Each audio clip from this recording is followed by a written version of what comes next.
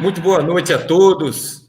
Aqui estamos mais uma vez, nosso Projeto Candeia, na nossa atividade da terça-feira, que é muito prazerosa, que é de entrevista com amigos, em torno dos assuntos espíritas, dos assuntos pertinentes à nossa evolução, ao nosso crescimento espiritual. E hoje nós temos a grata satisfação, é uma satisfação dobrada, porque quando a gente entrevista uma pessoa já é uma satisfação, mas quando é um amigo da gente, quando é uma pessoa que a gente conhece de pelo menos 2 anos atrás, uma coisa assim, né? Bota aí uma potência de 10 aí, né, Sebastião?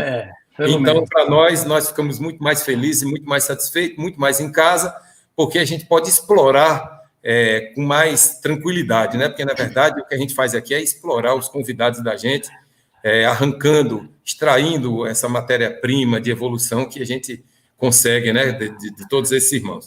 O nosso irmão Sebastião foi professor universitário, né, no campo da genética, né, Sebastião? Era da área de... Oi, tudo bem aí? Voltou? Era da genética, da genética, e sempre foi trabalhador espírita, da Federação Espírita aqui do nosso estado, depois teve no CCBM, na Casa de Caridade, Adolfo Bezerra de Menezes, da nossa querida e saudosa Mércia, e agora trabalha conosco na Sociedade de Estudos Espíritas de Natal, que nós temos muito prazer de tê-lo, é uma honra tê-lo sempre compondo ali nossos quadros e participando com seus estudos e seu conhecimento. Muito boa noite, Sebastião. Estamos hoje com o tema A Metodologia de Jesus para conduzir o homem à plenitude espiritual. A prece. A prece. Muito boa noite.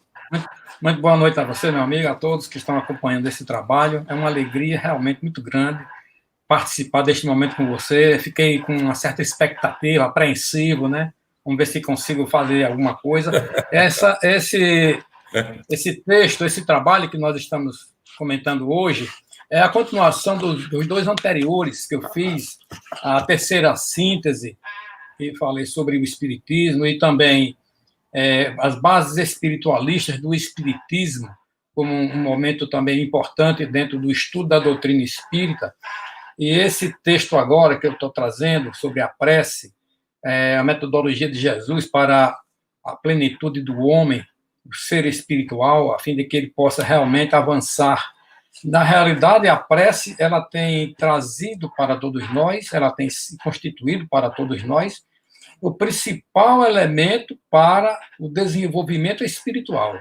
Nós fazemos muitas atividades nesse sentido, mas a prece é essa ferramenta, vamos dizer assim, ou essa metodologia que vai funcionar diretamente no psiquismo de profundidade do homem. É o espírito encarnado que vai se utilizar dessa metodologia. Então, Allan Kardec, logo no seu texto do Livro dos Espíritos, ele começa abordando esse tema de uma forma muito própria, a fim de que nós compreendamos a importância da prece em todo o contexto da doutrina espírita. Eu sempre tenho em mente que a prece ela é o ápice de todas as atividades que nós desenvolvemos, todo o conhecimento que adquirimos dentro da doutrina espírita. Sem a prece, ele perde um pouco daquela capacidade evolutiva do ser espiritual, porque é a partir desse instrumento que nós vamos fazer grandes alterações, não só no próprio indivíduo, como auxiliar no desenvolvimento de outras ações para a própria sociedade, né, na qual o indivíduo faz parte. Então, eu tenho aqui, por exemplo, uma questão que Allan Kardec trata no Livro dos Espíritos 658, sobre se a prece é agradável a Deus. Ele diz, a prece é um ato de adorar a Deus, é um ato que, quando você realiza em direção a Deus, você está trazendo para Ele aquilo que você sente por Ele. Não podemos nunca esquecer que o principal mandamento é amar a Deus sobre todas as coisas. Como é que nós vamos amá-lo? Esse amor que Francisco de Sales escreveu o seu trabalho chamado Tratado do Amor a Deus, por exemplo. É um repositório fantástico de ensinamentos sobre como nós podemos nos dirigir a Deus. É um trabalho sobre a prece, propriamente dito, com todos os seus elementos necessários. E Allan Kardec, indagando também dos espíritos, aqui na questão seguinte, ele vai dizer, a resposta é, a prece é um ato de adoração a Deus. Então, isso que está claramente como o que temos que fazer com a prece.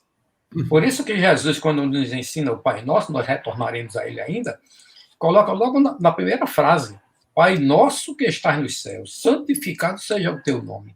Porque essa expressão é para nos mostrar o aspecto da importância da prece na vivência do homem. A cadeira está fazendo barulho. Vou sentar aqui de uma forma diferente para ver se não... a mola daqui realmente está envelhecida, vamos dizer assim. Então, esse aspecto da prece é importante por isso. E mais adiante nós temos o seguinte texto aqui. A prece contribui também para tornar melhor o homem.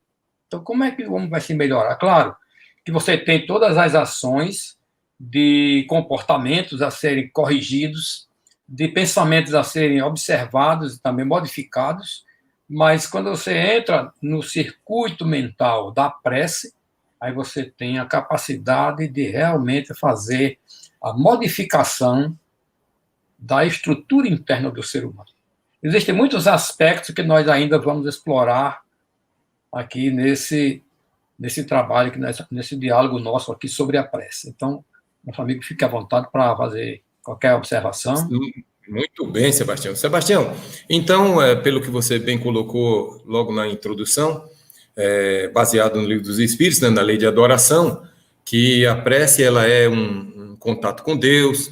Depois eles vêm dizer que pode ser louvor, pode ser agradecimento, pode ser pedido, né? A gente pede muito, tem gente que só pede, tem gente que agradece, né? E tem gente que louvar, fica aquele ó Senhor, aquilo ali, um aposto dessa forma. Agora, me diga o seguinte, atualmente, a importância da prece, né? Porque sabe que ao longo da evolução, o homem foi criando as formas de adorar a Deus, ou as forças que ele não compreendia, foram se transformando, né? Adorou pedra, adorou floresta, adorou sol, lua, forças da natureza, depois teve a mitologia toda com aqueles deuses e tal, até chegar, eu imagino, embora que a gente veja que algumas religiões têm uma concepção muito humana de Deus, colocam Deus com aquela paixão toda, mas vamos admitir que hoje tenhamos hoje uma concepção melhor de Deus, né? Sem querer puxar a sardinha muito para a nossa concepção de espíritas, mas assim, hoje nós temos uma concepção melhor de Deus. Então eu lhe pergunto, como de fato, essa relação na hora da prece? A gente consegue realmente entrar em contato com o Criador, com as forças da criação, ou a nossa prece continua sendo uma coisa muito humana, muito...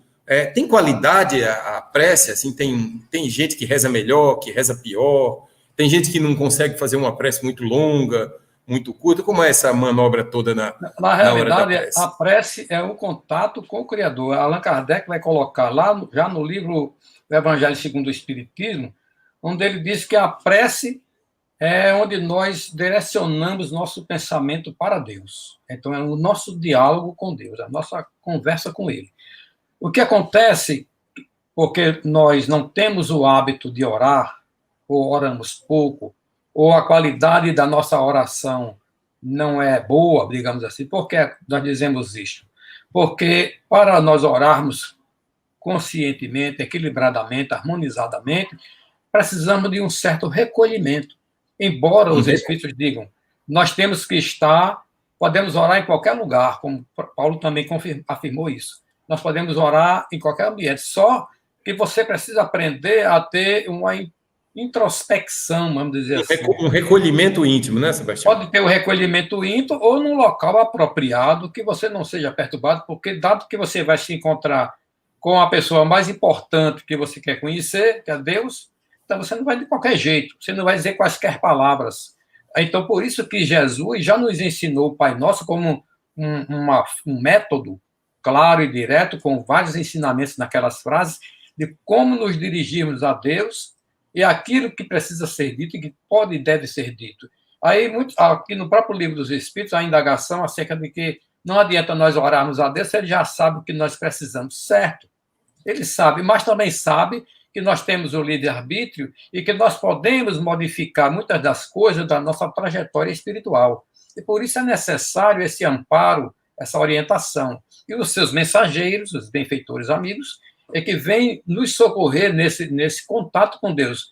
O que acontece é que, em determinado momento da experiência espiritual pela oração, realmente o ser humano, ou o espírito encarnado, ele tem uma experiência transcendental, uma experiência espiritual verdadeira. Não é somente a questão de um desdobramento espiritual, uma visitação ao mundo espiritual. Não é um momento de ele ter uma epifania, simples assim. Mas é um momento em que a sua consciência se expande realmente. E ele tem esse contato. Então, vários exemplos na literatura, principalmente como nós conhecemos da literatura católica cristã, é que tem mostrado casos dessa natureza. Por exemplo, São João da Cruz, Santa Teresa de Ávila. Então, eles tiveram essas experiências assim monumentais do ponto de vista do tato divino, da experiência divina. Claro que permeado também com aspectos outros de visões, né, de sensações, porque no processo mediúnico, que também está ligado ao processo da oração, nós passamos por esse momento e a aplicação da mediunidade no trabalho de ajuda espiritual. Mas a mediunidade também ela se estende a outros níveis mais avançados, conforme até falou o próprio Pietro Baldo no seu livro As Noures, em que ele vai narrar o tipo de mediunidade que ele tinha, que muitas pessoas ainda não compreenderam aquela narrativa dele, porque não era um contato espiritual comum, era uma forma mais avançada de contato mental. E ele entrava em sintonização com aquelas mentes mais avançadas, aquelas mentes nos níveis ainda que nós desconhecemos. E por isso havia um certo conflito, digamos assim. Mas, de qualquer modo, a oração vai permitir que o homem, avançando nesse trabalho cotidiano, ele chegue a ter, digamos assim, algumas experiências nesse sentido. Agora, para que Sebastião, nós façamos... Oi. Oi, não. Desculpe ter interrompido, como diz o grande entrevistador Jô Soares, e já interrompendo, focando mais especificamente no sofrimento. Você passou assim rápido sobre essa questão, mas voltando a ela, a oração, ela pode reduzir, ela pode aliviar, ela pode suprimir o sofrimento seu, de quem está sofrendo, e da pessoa por quem você está orando, com relação ao sofrimento em si. Sim. A oração tem que papel? Ela tem o papel de dar o suporte, de fortalecer na provação, no sofrimento. Ela não vai modificar o sofrimento. Aquele sofrimento... Quer dizer que a ideia de orar para que o sofrimento desapareça também não é uma boa ideia. Quer dizer, a postura mental quando você ora por alguém que está sofrendo deve ser qual? Deve ser a de resignação, a de confiança. Porque existem várias situações, digamos assim, da configuração do sofrimento de cada um. No momento em que a pessoa se entrega à oração, ou recebe orações de diversos grupos, como nós conhecemos, então aquela energia vai chegar pela mão dos intermediários, benfeitores, que vão auxiliar aquela pessoa, fortalecendo-a a enfrentar aquelas situações difíceis. Porque muitas delas não vão modificar-se, muitas vão arrefecer, muitas vão aliviar, mas quando é uma situação kármica importante, ele vai ser amparado, ele vai ser auxiliado, e ele vai enfrentar aquela passagem com mais fortaleza, com mais fortalecimento. Por isso que quando nós estamos orando, e isso que você está se referindo é a prece intercessora, que é uma das que nós mais utilizamos nas casas espíritas, isso, ou outras instituições religiosas. As vibrações à distância. As vibrações à distância. Por sinal, eu posso até apresentar aqui um trabalho científico, que é o dessa escritora americana, Naima Taggart, O Experimento da Intenção, um trabalho muito interessante que ela escreveu sobre a ação à distância. E esse trabalho que todos nós fazemos, da mentalização, da vibração à distância, da oração à distância, é no sentido de dar esse suporte energético, dar esse suporte afetivo, dar esse carinho à pessoa para que ela possa realmente conseguir ultrapassar, porque todas as fases da existência têm os seus momentos críticos, e vai passar por situações completamente difíceis, quase que insuperáveis. E, no entanto, ele pode ser auxiliado para que possa, assim, superar esse momento. O momento vai passar. Então, Sebastião, você acha que quando uma pessoa reza ou ora nesses modelos, que mamãe fique boa, que papai fique bom, que saia logo do hospital, você acha que esse tipo de pensamento não é o ideal para se orar para uma pessoa? Não pensamos assim. Não é que não seja o ideal. Você pode pedir que a pessoa melhore, que a pessoa sare, que a pessoa fique boa. A nossa intenção é essa, que ela fique boa. Mas como nós não conhecemos todas as variáveis daquela circunstância lá, pode ser que demore mais a ficar boa, pode ser que fique boa sobre outro aspecto. Por exemplo, vai ficar boa, mas vai se desligar do corpo para se tratar no plano espiritual. Fica boa de vez, né? Boa de vez. Fica boa de vez. Mas o que acontece é que essa pessoa recebe essa energia como um suporte para ela. E claro, nós queremos sempre que as pessoas sejam sãs, que todo mundo fique bem. Mas a situação nossa ainda não é nesse nível. Nós temos uma situação de comprometimentos muito sérios. E por isso, agora, nós temos em Jesus o ensinamento de que a oração é um instrumento de auxílio. Você vai ser amparado pela oração. Por isso que nós temos que orar uns pelos outros. Aliás, Allan Kardec já toca no Livro dos Espíritos, também no livro do Evangelho segundo o Espiritismo, de que nós podemos e devemos orar pelos vivos e pelos desencarnados. Não vamos usar a palavra mortos, porque eles não são mortos, né? Uhum. Então, nessa situação, eles também são amparados, eles recebem os auxílios, mesmo que estejam em situações extremamente graves do outro lado, essas energias, diga-se de passagem, ela tem efeito cumulativo sobre o indivíduo, para que ele sinta o alívio, para que ele sinta o refrigério, para que ele possa pensar por si novamente nas circunstâncias e nas situações em que ele se encontra. E modificar. Porque o grande interesse é você propiciar condições a que o indivíduo pense na sua vida e se modifique. Porque eu lhe perguntei, até para a minha própria orientação, porque normalmente quando nós vamos dar alguma dica, né, a gente acompanha muita gente doente e tal, então eu sempre digo, olha, você reze para a sua mãe ter paz e harmonia, para ela se sentir bem, para ela se sentir tranquila.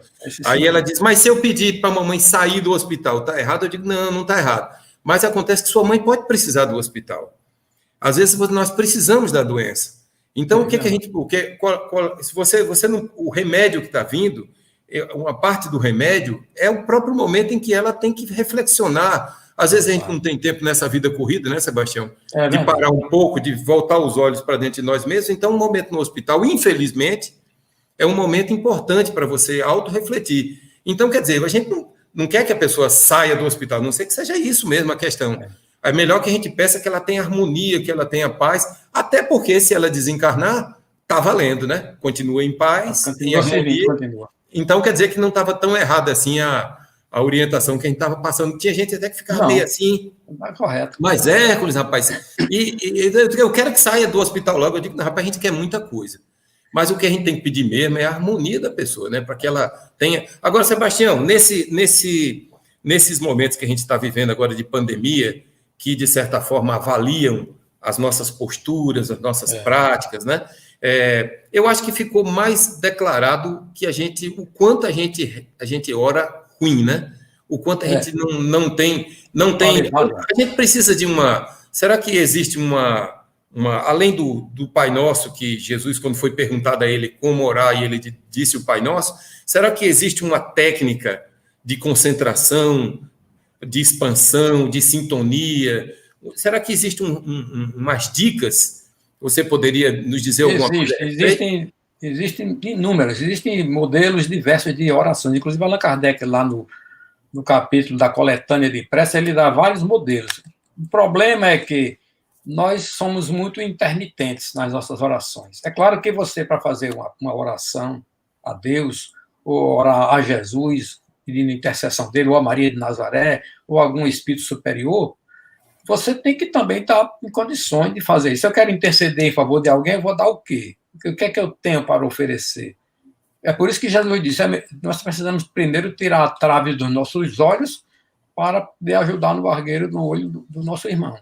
Então, nós precisamos aprender primeiro a cultivar em nós esse psiquismo profundo de equilíbrio, de harmonia e também de devoção a Deus, a Jesus, ou a qualquer outro ser espiritual do qual nós temos profundo respeito e acatamos aquelas suas orientações, como um verdadeiro mestre espiritual que Jesus é. Ele nos ensinou a oração do Pai Nosso, porque naquele momento era a circunstância apropriada que os discípulos queriam uma orientação para que eles também pudessem orar, porque eles observavam que Jesus orava constantemente. Em todo momento que Jesus estava a sós ou se deslocava para um local à parte, como ele diz lá no Evangelho, ele ia orar. Então, quando nós formos também orar, nos desloquemos para um local à parte, nos fechemos a porta, digamos assim, para ficarmos guardados por alguns instantes, asserenemos nossos pensamentos, desconectemos-nos do dia a dia turbulento, das coisas que estão lá fora, busquemos interiormente o nosso equilíbrio. E assim é que nós vamos fazer. Então, desde aqueles que eu tenho pesquisado muito, ou algum pouco, digamos assim, os padres desde a Idade Média, até um pouco antes também, sobre os métodos de oração. Então, por exemplo, nós temos a oração vocal, quando nós oramos em voz alta e tudo mais, e a oração mental, que nós oramos sem falar nadinha. Só que quando nós estamos fazendo a oração vocal, nós também temos que pensar naquilo que está sendo dito. E não só isso, nós temos que sentir, acima de tudo, aquilo que está sendo dito. Então, por exemplo... Se a oração for repetida, for decorada... Não tem problema. Você decorou o Pai Nosso, por exemplo. Então, você vai recitar o Pai Nosso, vai orar com o Pai Nosso, não mais tão somente como uma repetição. Cada frase, cada palavra que você diz que está ali no Pai Nosso, tem um significado profundíssimo. Só que nós ficamos na superfície. Eu fui pesquisar sobre o Pai Nosso, dos comentaristas, das análises, das extensões que foram feitas, inclusive do próprio Evangelho segundo o Espiritismo, tem uma extensão feita por Allan Kardec, sob a orientação dos Espíritos, desde São Tomás de Aquino, que é um dos textos mais antigos que eu encontrei, ele fazendo um comentário sobre o Pai Nosso. E eu tenho aqui, por exemplo, um texto que eu tenho estudado, muito cuidado, vou mostrar, desculpa vocês, assim, esse texto aqui... Depois você passa esses livros aí tudinho por escrito para a gente anotar. Paramahansa Yogananda, o mestre hindu, que foi aos Estados Unidos, levando um sistema novo de yoga, ele escreveu esse texto em 3 volumes desse tamanho.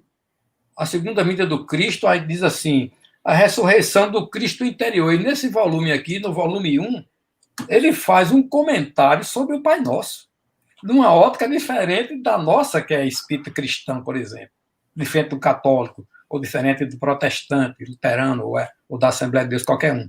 Porque ele tem uma visão diferente também. Isso é importante nós assimilarmos o que é que tem realmente na profundidade da oração do Pai Nosso. Agora, se você vai dizer de qualquer jeito, não vai fazer, não tem valor algum. Mas a não ser aquele que você está, por exemplo, numa pedreira, você tem uma talhadeira e um martelo, você vai quebrar aquela pedra até chegar naquilo que você quer. Mas se você pensar e meditando gradualmente, olhando... Por que ele disse Pai Nosso?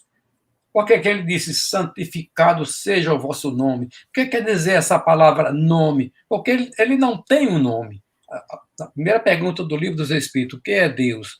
É a causa primeira de todas as coisas. Nós não sabemos quem é Deus. Nós chamamos Deus como se chama Alá, ou como se chama Brahma, ou como se chama qualquer outro nome. Então, esse nome, ele na realidade é uma vibração.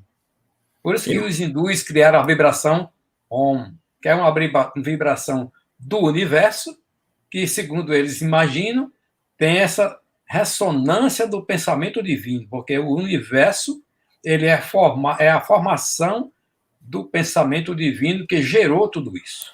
Sebastião, então você não entende bem, não aceita bem, ou não acha que seja uma coisa bacana o Pai Nosso ser um mantra, ser somente um conjunto de palavras que já carrega uma energia junto. Por exemplo, como se reza os terços e as múltiplas orações que a gente vê por aí, gente rezam 50, 100, 200 Pai Nosso, 200 Ave Marias, aquelas ladainhas sem fim. Então, aqui, porque a gente acaba entendendo aquilo ali, não como cada palavra, como cada frase, mas um mantra, né? Como se fosse um som, só um som. Um Pai Nosso, fica só aquele. Não tem aquele poder da palavra em si. Então, ainda aí, será que tem algum efeito? Mesmo assim, esse trabalho, que é um trabalho, digamos assim, lapidar, digamos assim, é o trabalho mais lento, é o trabalho necessariamente mais longo. Às vezes, as nossas mentes ainda estão muito obliteradas por muitas coisas e precisamos de uma ferramenta mais, digamos assim, mais rígida para chegar a esse aspecto. Por exemplo, se você repete muito aquela oração, vai chegar o momento que você já está com ela no seu psiquismo. Isso é importante, porque todas as vezes que você precisar, ou estiver precisando de um momento qualquer de dificuldade, a primeira projeção que vem no seu pensamento é orar. E orar aquilo que você aprendeu. Não interessa qual foi a oração que você aprendeu, ela vai lhe auxiliar como uma ferramenta para o seu psiquismo. É como se estivesse associado ao sagrado da pessoa. Né? Porque se nós muitas vezes queremos pegar a contextualização, a informação, do ponto de vista intelectual, e na realidade a oração, a que vale, é a do coração. É emocional. Você está dizendo aquela frase, aquela oração, às vezes repetitivamente, mas vai chegar um momento que ela vai fazer uma ressonância no seu espírito, no seu coração, no seu sentimento. Você vai reconhecer a figura de Jesus em toda essa estrutura daquilo que você está dizendo.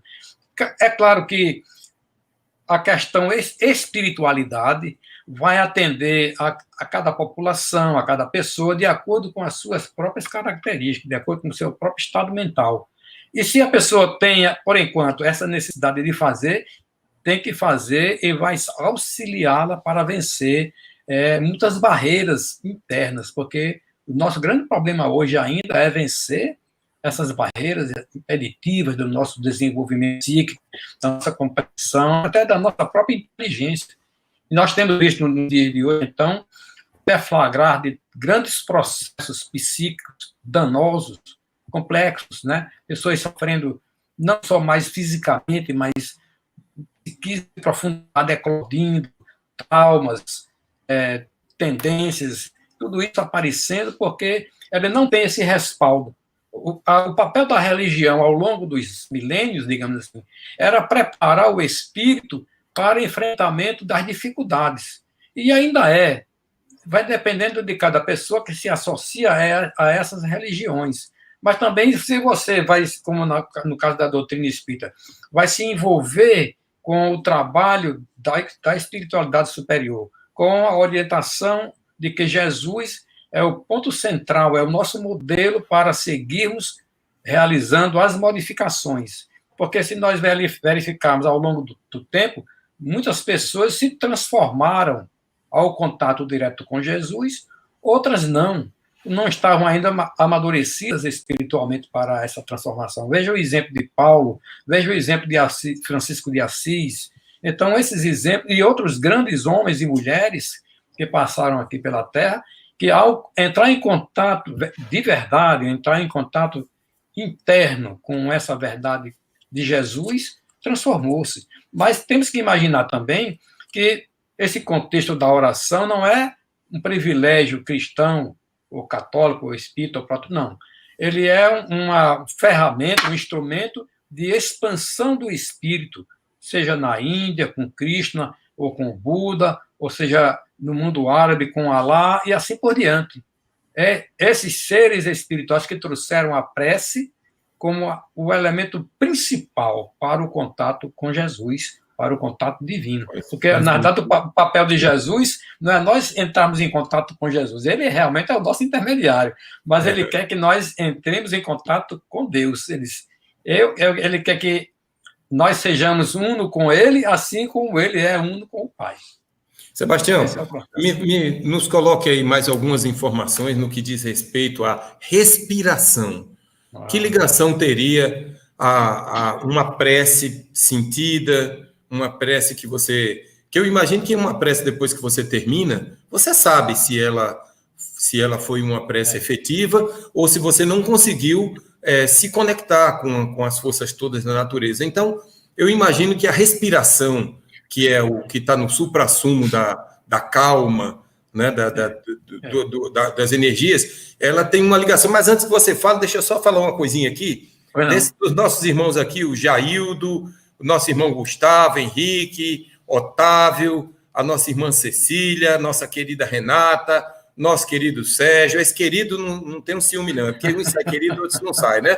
Aí, nosso chefe querido, quase aniversariante, Vitor Branco de Holanda, né? O Gustavão, Margarete, Gilvanise. Gilvanise? Quem é essa? Senhora Gilvanise Maia. Essa, não conheço, mais conhecido como Nisita, ela botou aqui entre parênteses, tá certo? E a nossa irmã Josi, deixa eu ver se eu não pulei ninguém, enfim, todos aqueles que estão aqui prestigiando a nossa conversa. Mas diga aí, Sebastião, sobre a respiração, nos fale.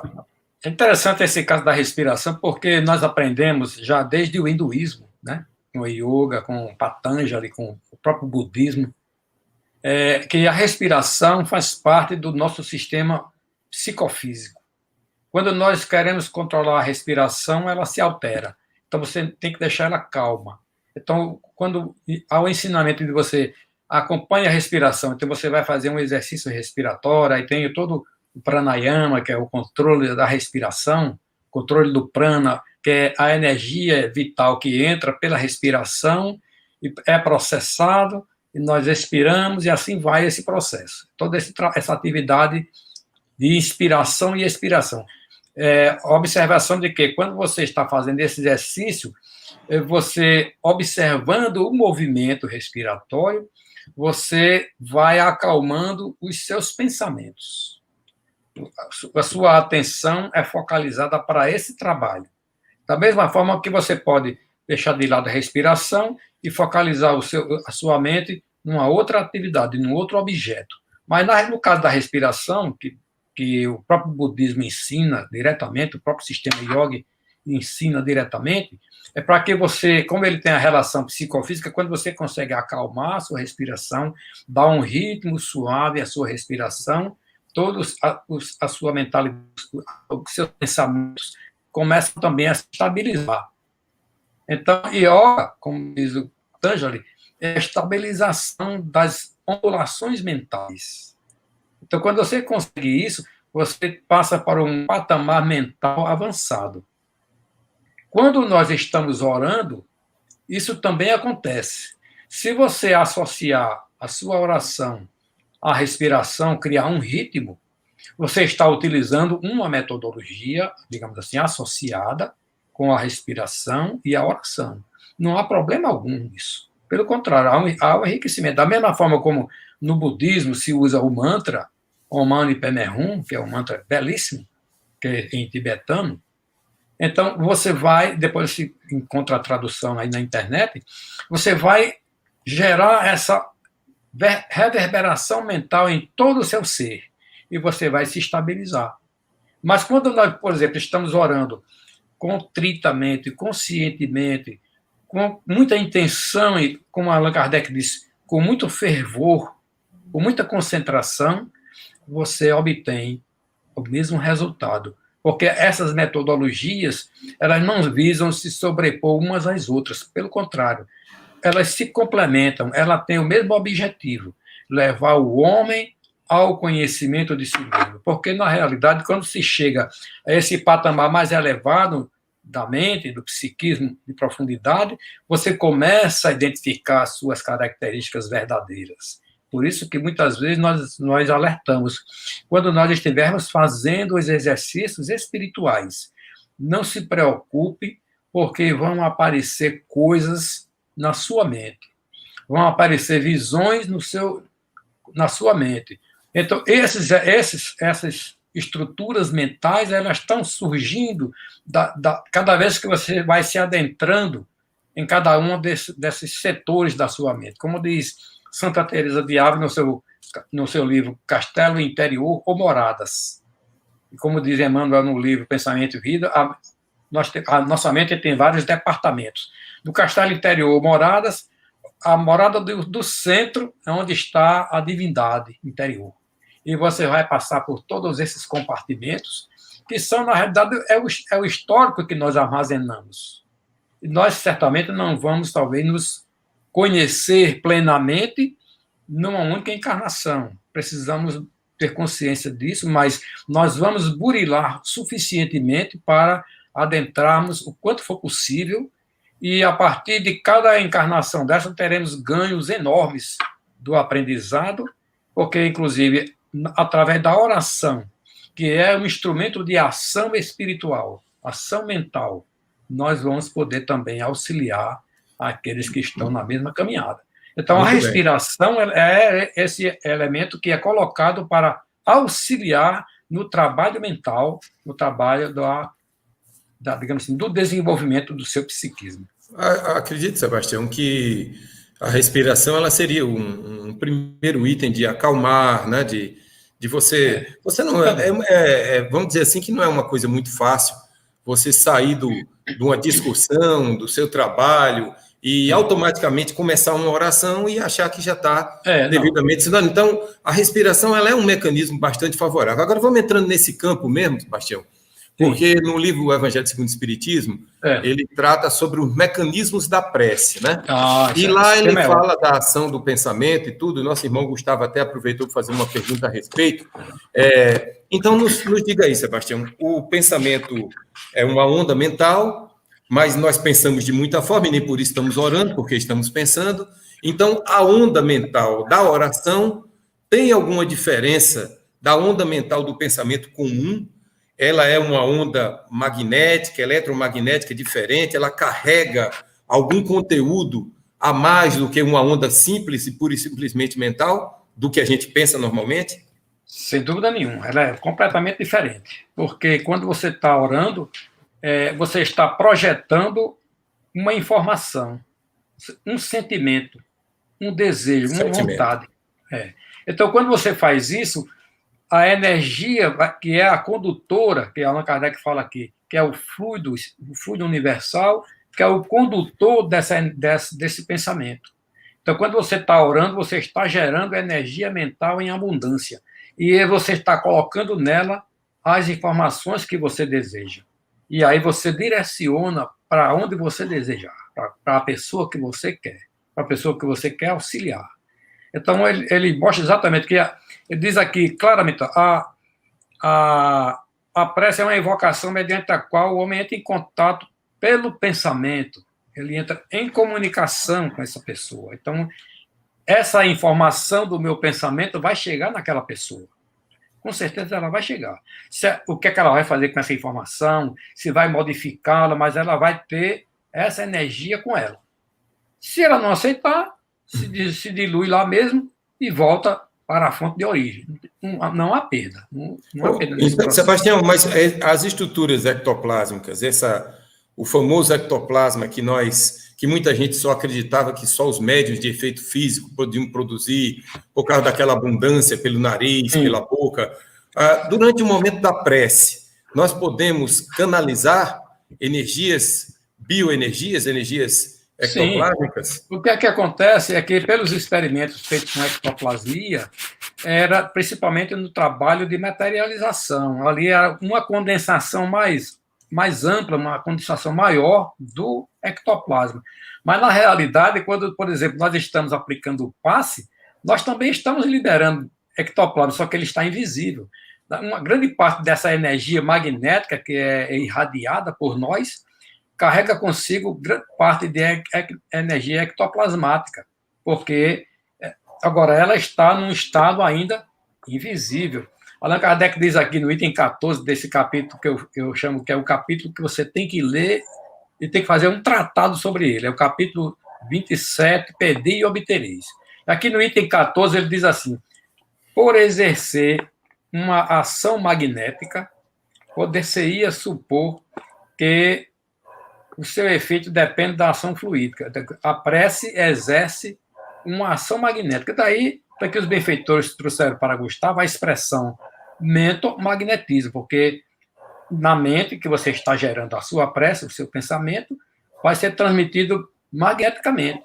Ou seja, eu sempre gosto de levar em consideração que essa expressão magnetismo, ou magnetismo animal, como o próprio Mesmer utilizou na época que ele identificou, digamos assim, o magnetismo, ele sabia que tinha uma energia que ele estava transmitindo as informações. Ele não sabia dizer o que era. E por isso ele achou uma correlação com o magnetismo mineral, que ele já conhecia bem, trabalhava muito bem com as questões dos ímãs, e ele disse, por falta de um nome melhor, vou chamar de magnetismo animal. Ou seja, aquilo que nós chamamos de magnetismo, na realidade, é uma propriedade desta substância, digamos assim, que nós não conhecemos, que ela tem as propriedades do ímã, de atração, de repulsão, de conformidade com a influência daquele que está emitindo. E por isso que Jesus disse, vigiai e orai. Se nós precisamos vigiar nossos pensamentos, através da oração, para enviá-los de forma equilibrada. Nós não podemos aplicar um passe ou fazer uma oração intercessória se a nossa cabeça não está no lugar, se está um pouco perturbado. Como você falou, você chega da rua, está perturbado com a confusão que teve, você não vai fazer uma oração. Então, você faz esses exercícios preliminares, você respira fundo, deixa a coisa passar, fluir, escuta uma música suave, lê uma página de uma mensagem dessas importantes que tem no livro de Emmanuel. Ali você se acalma um pouco, você procura a ajuda do seu guia espiritual, que ele está ali, vou dar aqui um amparozinho aqui para você se acalmar um pouco, vamos fazer aqui uma prece. A primeira, às vezes, nem sai direito. Alguém já observou que vai fazer uma prece, não chega na metade, já passou para outro assunto. Eu repito até sintonizar, até conectar. Você está fazendo a prece, olhando televisão, você não é... Mamãe é assim, mamãe é Pai Nosso, menina, essa novela é boa, que está no Canção de mamãe é desse jeito. É por isso que tem que ter o recolhimento. Allan Kardec fala muito sobre isso, porque é uma condição importantíssima para você se introjetar. E Jesus disse claramente no seu método, lá no começo aqui do livro, ele diz lá, quando orardes, não vos assemelheis aos hipócritas, que afetadamente oram na sinagoga nos cantos das ruas. Ele diz assim, quando quiserdes orar, entrai para o vosso quarto, isso aqui tem várias interpretações, e fechada a porta, orai a vosso Pai que está em secreto, a vosso Pai em secreto. E vosso Pai que vê o que se passa em secreto, vos dará recompensa. Essa frase, ela lida assim, literalmente, vamos dizer assim, nesse sentido mais bruto, você vai pensar que é só trancar a porta e mais. Tem outras informações aí. É por isso que a leitura do Evangelho de Jesus é muito enriquecedor. Você faz a primeira leitura, você lê o texto como está, vindo da tradução do hebraico para o português e tal, tudo bem, não tem problema. Depois você vai ler novamente, e você vai começando a aglutinar os seus conhecimentos em relação a cada uma dessas palavras, e aí é onde entra o grande problema de utilizar bem as palavras na oração. Então, quando nós vamos rezar, por exemplo, uma Ave Maria, ou vamos rezar a oração de Francisco de Assis, então, todas essas orações, a oração de Caritas, todas essas orações têm significados profundos. E mesmo que nós façamos a nossa oração particular, que é importante que também nós façamos, mas temos sempre que ter em mente aquilo que vai ser dito, mesmo que seja uma oração curta, mas tem que ser dita com o maior dos sentimentos, o maior do respeito. Nós estamos falando, não é com um colega desse nosso, de qualquer tipo de conversa, nós estamos falando com uma autoridade espiritual, um ser espiritual. É por isso que nós temos que compreender que nós somos seres espirituais. nós aqui no plano físico continuamos sendo seres espirituais. A nossa vida é uma vida espiritual, embora pautada em alguns aspectos com a questão da sobrevivência do corpo físico, através do trabalho, da dignidade, uma série de coisas, mas continuamos sendo seres espirituais. E tudo aquilo que é feito reflete na nossa vida interior.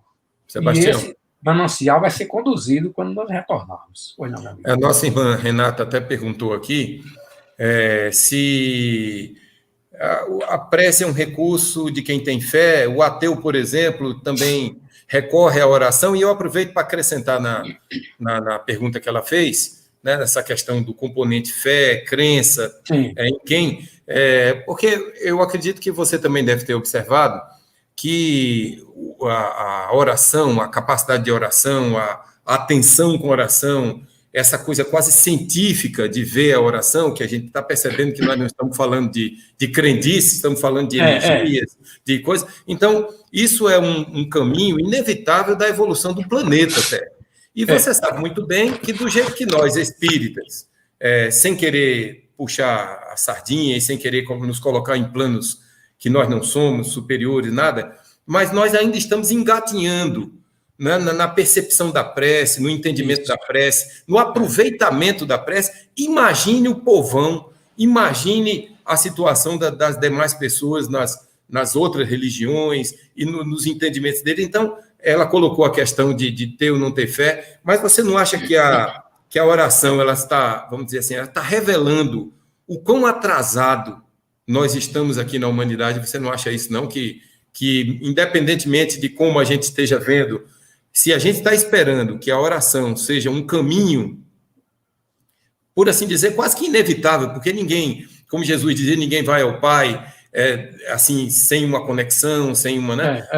Se a gente não consegue uma conexão, você começa a se concentrar num Pai Nosso, diz só Pai, aí depois já começa a lembrar do problema que teve durante o dia, aí talvez volte para o Pai Nosso, diz, Pai Nosso que estás no céu, aí lembra de outro problema, escuta a mulher falando, escuta o marido falando, o cachorro late. Vamos considerar que não é fácil, vamos dizer assim, é uma postura. Você citou muitos yogis, muita gente desse pessoal que já tem uma habilidade de concentração. Nós ocidentais somos fraquíssimos nesse auto-recolhimento, né? Então, você não acha que esse retrato da oração mundial não está bem? O que você diz? Não, a oração, ela sempre constituirá uma das principais ferramentas para o homem avançar espiritualmente. O que acontece conosco é o seguinte: nós, na grande maioria, mesmo entre os espíritas, ainda não nos conscientizamos da própria realidade espiritual. Nós convivemos com a realidade espiritual. Muitas vezes a pessoa diz, não, mas eu não vejo o espírito, não percebo o espírito, não acredito no espírito. Ora, independente de qualquer conceituação religiosa, a pessoa tem que indagar de si própria o que ela é. Se ela é ateia ou materialista, mas ela vai viver eticamente bem, fazendo o bem, não tem problema. A oração não é o foco principal dessa pessoa. Ela não vai se dirigir a Deus porque ela não acredita em Deus. Mas se pode ser uma pessoa de bem, praticar o bem. Pensa bem, emite boas ondas. Sem as questões espirituais. Em um dado momento, poderá ocorrer dela ter esse contato com a sua própria espiritualidade. Então, a partir desse momento em que nós nos identificamos com a espiritualidade, e todos nós tivemos uma base religiosa muito sólida aqui no próprio Brasil, pelo formato da colonização, dos padres jesuítas e tudo mais, trouxe para nós esse esteio, essa fundamentação. É um dos motivos pelo qual o próprio espiritismo se disseminou no solo brasileiro, de pessoas que vieram já com a estrutura do cristianismo instalada no seu psiquismo.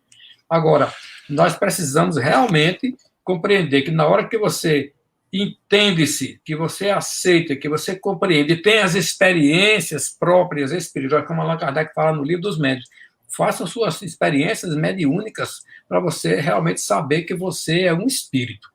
Você está temporariamente aqui no corpo. Então, essa questão da experimentação é a posteriori. Embora nós já tenhamos, desde o Espiritismo, desde Allan Kardec, ou até muito tempo antes dele, milhões e milhões de pessoas que tiveram contato com a espiritualidade.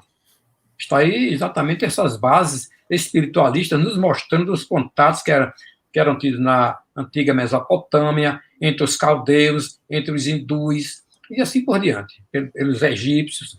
E nós não temos mais tempo aqui, principalmente no espiritismo no Brasil, de fazer esses experimentos preliminares. Nós estamos numa fase de aplicação do conhecimento espiritual.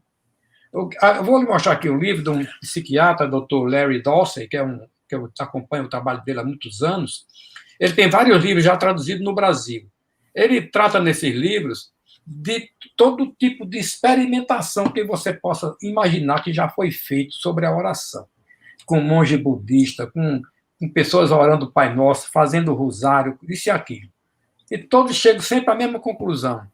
Há um efeito real naquele que ora e naquele que está recebendo a oração.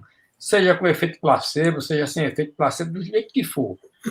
Aqueles indivíduos que recebem a oração têm a modificação em vários parâmetros fisiológicos. E olha que nós estamos falando em parâmetros mensuráveis, fisiológicos, neurológicos e tudo mais. E esses outros parâmetros que não são mensuráveis ainda, como os padrões do sentimento, os padrões do pensamento, ninguém consegue medir o pensamento ainda. Não vamos nos enganar achando que... Diga. Os médicos receitarão oração, Sebastião? Alguns receitam. Aqueles que já têm contato com a espiritualidade, não são somente médicos espíritas, porque, inclusive, o Dr. Larry Dossey não é espírita, ele é um médico psiquiatra. Mas ele já conhece vários outros trabalhos que têm trazido conhecimento nesse campo, observando isso. Porque o que acontece? Nós temos que colocar na nossa mente que estamos numa condição humana ainda precária, necessitamos deste amparo. A espiritualidade vem, como diz Allan Kardec, para trazer essa informação, nos situando em relação àquilo que realmente é importante neste momento para todos nós. E você conhece muito bem, nossos irmãos conhecem também o quanto de grupos de oração estão espalhados pelo planeta, em todos os horários das 24 horas, com esses grupos se revezando na Terra, trabalhando junto com a espiritualidade, uns conscientes dela, outros completamente sem saber da existência dela, ou sem considerá-la, mas todos trabalhando em conjunto, vibrando em orações de todo jeito, mas que o sentimento de amor, de paz, de solidariedade, de harmonia, transmitindo para a própria Terra, para o próprio planeta, para as próprias pessoas que estão regindo o planeta, os signatários, os presidentes, chefes de todo jeito, e também para aqueles grupos espirituais desencarnados que estão nas regiões de extremo sofrimento espiritual. Então, nós estamos vivendo realmente um grande momento de oração planetária. Isso é um momento muito importante.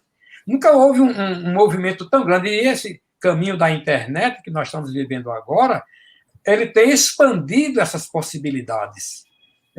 Reuniões que nós nunca tivemos, estamos tendo agora. Estamos tocando esses assuntos, embora nem todos sejam tão vistos assim, né? Milhares, não. Isso na quantidade não é nem importante no momento, por enquanto, mas saber que nós estamos tendo contato com milhões e milhões de pessoas no planeta reunidas 24 horas, por enquanto, sempre que nós fazemos nosso trabalho, dizemos assim, nós fazemos as nossas orações pelo planeta, vamos nas regiões trabalhar e retornamos em seguida. Quando a nossa equipe sai, já entra outra equipe que lá não sei de onde vai continuar trabalhando naquele setor. Atendendo o fuso horário, né, Sebastião? As equipes vão se revezando ininterruptamente, porque aquele que está no controle, no comando das ações espirituais planetárias chama Jesus de Nazaré, o Espírito que veio trazer a ordenação, o equilíbrio para a sociedade humana. E nós buscamos, de alguma forma, servir. E é exatamente através da oração que nós temos essas possibilidades. Porque ela tem, além de ter o efeito de nos melhorar interiormente, nos auxiliar psicofisicamente e espiritualmente, nós podemos irradiar todo esse material nas mãos dos benfeitores e nas nossas próprias mãos, a benefício da própria comunidade, da qual fazemos parte. E, quiçá, nós retornaremos a ela também já melhorada, se Deus quiser. Muito bem, Sebastião. Nós temos, então, nas nossas mãos, para quem não sabia, né? Claro que a maioria de nós já sabe disso, mas nós temos nas nossas mãos uma ferramenta, uma senhora ferramenta de progresso, né? Você não precisa nem sequer ter adversários, nem inimigos, nem antipáticos, nem pessoas que queiram mal, e, enfim, porque você pode utilizar a ferramenta da oração na direção daquela pessoa, com resultados positivíssimos, porque a energia vai, segue, e você consegue, se melhora todo mundo, enfim. Sebastião, nos diga agora que nós estamos chegando perto do final da nossa reunião, da nossa entrevista, se faltou alguma coisa você dizer, que você queira complementar. E eu queria também que você na sequência, fizesse uma pequena oração para a gente corroborar, para a gente fundamentar aqui a nossa atividade, a nossa conversa prazerosíssima. Não sei se você gostou, eu achei muito bom. Eu gostei demais, meu amigo, eu gostei demais. O tempo até voou demais, podia ser pelo menos mais umas 3 horas. Rápido, né? E podia também a gente pensar em aprofundar mais esse assunto, né? Sobre práticas, sobre técnicas, né? A gente podia entrar em mais assuntos, né? Muitas vertentes se abriram aqui. Pelo menos eu analisei uma série de perguntas aqui que eu digo, não vou nem fazer, que se a gente for entrar nesses assuntos, a gente não sai mais. Então, por favor, conclua o que você, por acaso, achou que deixou de ser falado e, por favor, já faça uma oração para a gente concluir a nossa Muito entrevista. Bem. Eu queria dizer o seguinte, concluindo, né? É que nós apenas arranhamos o tema, chegamos assim na superfície mais branda possível, mais suave, porque nós não tocamos nos livros de André Luiz, nós não tocamos nos livros de Manuel Filomeno, no próprio livro do Mentomagnetismo, que traz uns detalhes importantíssimos sobre a questão da oração que nós aplicamos nas nossas atividades mediúnicas, que são fortíssimos auxiliares para os irmãos necessitados do mundo espiritual. E eu gostaria de recomendar... Que precisam se espalhar, né, Sebastião? Precisa espalhar. Eu estou dizendo que precisam se espalhar, que precisam se multiplicar. Exatamente.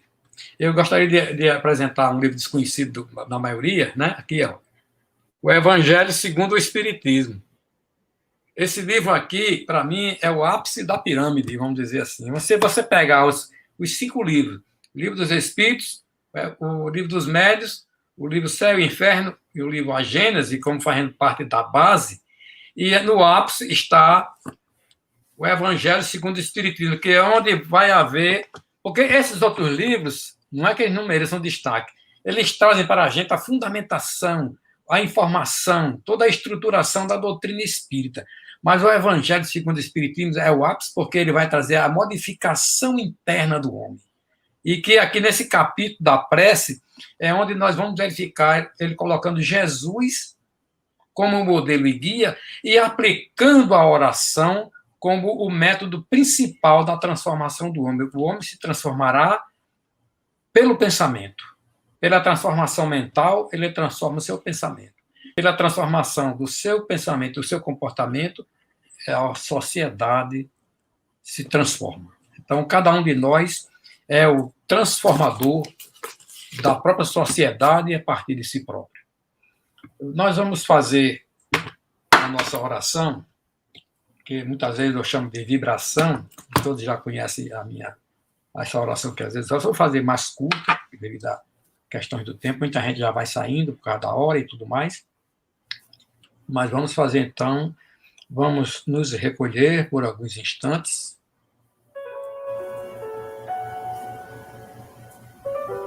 mentalizando a figura de Jesus, ou daquele ser espiritual que você tenha uma ligação espiritual profunda e que esse ser espiritual irradia para todos nós neste momento essa luz amorosa a plenificar-nos o espírito, encher-nos de luz, de amor e de bondade. E que neste momento de luz possamos irradiar para todos os quadrantes da Terra, unindo-nos mentalmente e espiritualmente com todos os trabalhadores de todos os países, de todas as nações, a comunidade internacional dos anjos guardiães, como nós temos o nosso querido Ismael, e todas as nações agregadas em Jesus, irradiando amor, luz e paz, a envolver a todos os irmãos em sofrimentos e dores, aqueles que estão no plano físico, nos hospitais, nas sarjetas, nos antros mais profundos do sofrimento humano, que possam receber estas irradiações amorosas, a ampará-los, a oferecer-lhes a oportunidade de seu erguimento em busca da paz interior. Busquemos em Jesus e em outros seres luminares do plano espiritual, para que essa energia amorosa possa se envolver todo o planeta, envolvendo também os dirigentes do plano material, a fim de que recebam este auxílio tão importante neste momento de transformação planetária, também de transformação do espírito humano. Rogamos assim, Senhor Jesus, a vossa misericórdia infinita, derramai sobre todos estes corações em dores e sofrimentos a tua paz, o teu amor, o teu lenitivo, que possa vibrar nesses corações de boa vontade esta luz amorosa a preencher cada vez mais todos nós de vigor, disposição e alegria em servir em vosso nome, para junto caminharmos em humanidade em direção à luz e em direção à redenção espiritual. Que a tua paz, que a vossa luz, Senhor, se faça presente para sempre em nossos corações e em nossos espíritos. Que assim seja, meus irmãos. Muita paz.